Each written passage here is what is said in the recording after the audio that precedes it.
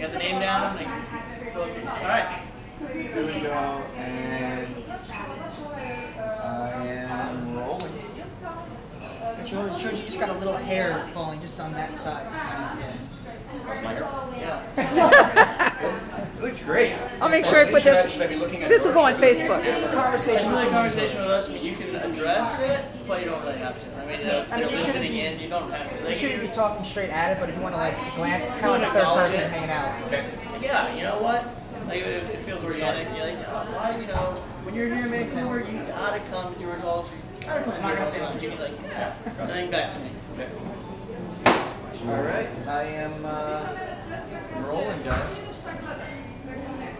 Well, I've left Gastown and come to Yaletown because I understand they have the best bar, or sorry, lounge around because you named it George Walter Lounge. Well, you know, we've been 5 years waiting for this very moment. So here we are. To have a George. This here is David Hannay. He's the owner of George Walter Lounge. Tell me a little bit about this place. Well, we opened about 4.5, 5 years ago, and we really wanted to bring a cocktail lounge to this area of Yaletown. And we went and found a guy from the UK where the whole cocktail culture was really exploding. Brought him here. Brought out a 60-item long, handmade, muddled cocktail list using tons of fresh ingredients, muddling, syrups, infusions, all kinds of things, and a lot of classic drinks back. And we really wanted to sort of reintroduce the cocktail to the city, and it's paid off. It's worked. People are loving it. So if you're looking to go out for a drink, this is the place to go. I'd have to say this is definitely tops on the list. What is Yaletown like? Why is it a good place if you're visiting Vancouver, or even if you live in Vancouver? Why is it the place to come and hang out? Yaletown is definitely Vancouver's warehouse district. So a lot of cities have these. It's 100-year-old buildings, loading dock patios, and it seems to be a real mecca for restaurants and bars. So if you want to come down here, there's great shopping, great dining, great bars, and a lot to do. And I gotta say, I love the name, but where did it come from? Why the George Walter Lounge? Well, it's kind of a long story. You but, named it after me? But I have to be truthful. It was named after George Costanza. Really? And it was our working name. We were throwing around things like Cheers with the restaurant upstairs, the bar down. It ended up being our working title, and we turned around and went, okay, after we've been calling it George for 3 months, what are we going to call this place? And we turned around and went, you know what? It's George. And it's a London-style ultra lounge. It's the first ultra lounge in Canada, actually. So we were kind of defining a genre. George was ambiguous enough for that, and British enough for that. Yeah, my grandfather was from Scotland. I guess you could. All the Scots would consider it British, but it's all the same island. Plus, I was a big fan of yours. I really appreciate that. Thank you very much. Tell me about this place. You not only have, obviously, the bar downstairs, but you have a restaurant upstairs? That's right, yeah. We have Bricks upstairs. We've been there almost 11 years. It's a restaurant and wine bar, and it's a good foil for this place. A lot of people come, have a little cocktail down here, head up for dinner, or vice versa. Do dinner upstairs and then come downstairs, because George gets pretty lively there in the evenings. Or you come here, a few cocktails, go up, have a little something to eat, then come back down here and party. You said it, not me. Well, that's what I'm planning on doing. I like it. What about this little room called the G-Spot? What goes on there? What's that all about? Well, it's our private room. It's a little table for 6. It's meant to be used for discretionary purposes. It's got a curtain on it, plush red couch in there, and there's a little button on the wall that when you're looking for service, you push it, and a little G lights up on the wall. So that's where the G-Spot comes from. There's a little flat screen television in there. We've had sort of execs use it for screenings and other things that I'm really not going to discuss. Hey, you know what? It's a private room, so let it be private. Exactly. What goes on at George goes on at George. What goes on in the G-Spot? Well, stays in the G-Spot. That's for you to find out if you ever make it in the G-Spot room. What does Ultra Lounge mean? You said this is the first Ultra Lounge here in Vancouver? Yeah, I think the best way to define it is Lounge Plus. We're not a typical lounge. We do have the huge cocktail list. We've got a lot of wines by the glass. We've got a big selection of craft beers, and the menu is not your typical. It's not people sitting around eating pretzels and bar nuts. There's a lot of different. There's a good mix between comfort food and hoti type of food as well. Tell me about some of the highlights on the menu.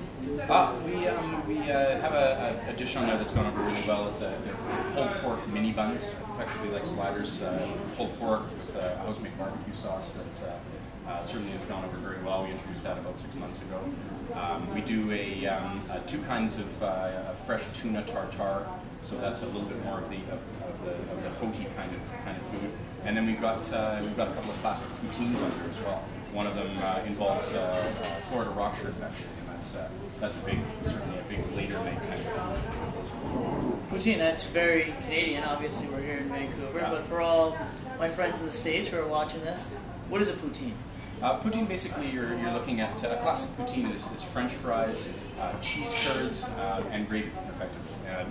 You'll find them. New York has got a restaurant now that's all they do is poutine. It's a huge phenomenon. So a lot of people are doing takes on it. Our sauce is more of a cream sauce with the rock shrimp on it, so it's a little bit of a different take. But you always start with the basic fries? Always start with the basic fries. Straight deliciousness, right? It's great, right? Right? You got it. Tell me a little bit about your bartender. I know you have a celebrity bartender. Sorry, you have a celebrity mixologist. I know he likes to be considered a bartender, but he's a little bit more than just a bartender. He is a little more than a bartender. Yeah, Sean Layton. He's been with us a couple of years now, and he is passionate about mixology. He's passionate about drinks. You see him in his spare time, and he's reading books on mixology, and he's looking up classic drinks on the internet. He's got a great touch, really great imagination, and he's won several national and international competitions. In the last year, he's traveled off to all over Europe competing. He's been down in the States competing, so he's definitely done well for himself, and he's really helped keep George on the cocktail map, really worldwide. What are some of his signature cocktails that maybe I might get a taste a little later? We got a few cocktails coming up for you, a couple of new ones actually. He's got a take on an old fashioned that he's using a locally produced gin instead of bourbon that you might get a kick out of. He's got a drink that he's using some cherries that are actually infused in one of our Okanagan Valley's top wineries, flagship wines. They're taking a Bordeaux blend wine and infusing fresh local cherries. So he's going to be using that in a cocktail that he might tempt you with later. We do probably 120 plus. Forgot the name of the cocktail now. That's what I want. Too many cocktails. Mojito. The mojito. The mojito. Yeah. It's Cuban specialty. It is a Cuban specialty, and it's a drink you see around a lot. But when we get a few going up on the bar here, and you see the muddling the mint and the lime together, and the smell of the mint starts to waft through the bar, you see people's heads perk up, and soon enough you see these guys back here are knee deep in making mojitos, and they're all over the bar. So. Do you have a favorite cocktail? I'm actually a bourbon man. So Sean's actually I think going to make you a drink called the Kentucky Dust. That is actually going to use some fresh local apple juice and some Maker's Mark bourbon. So I think you're going to like that. Sounds like I'm in for a treat. I think you're in good shape. So I got a few specialty cocktails coming my way. Any particular dishes I might get to try? I think we're going to take a look at those pulled pork mini buns for you. I'm going to need something to satiate myself. Absolutely. If I'm drinking all these cocktails, right? Absolutely. We're going to throw a couple of crab cakes down for you that are made with our local Dungeness crab and also Alaskan king crab. We gotta have seafood if you're here or the Pacific Northwest, right? Seafood. And we could do the poutine. I think actually the tuna tartare would be good to try. Hey, you're a hungry guy, right? You're the boss. You're the owner. This is your club. All I am is George. George or George. And George is important to George. Did George get preferential treatment here at George Oliphant? If you have proof of ID. All right, good. So it has to be your birthday. You just can't change your name to George and then walk in and then all of a sudden it's like, hey, come on, give me a cocktail. My name's George. Yeah, it probably has been tried at the front door to get past the doorman, I'm sure, but it's unlike most tricks, it might actually work. So if you don't have legs, as long as a boring day, George might get you through the velvet road. It's worth a try. See what happens. Great.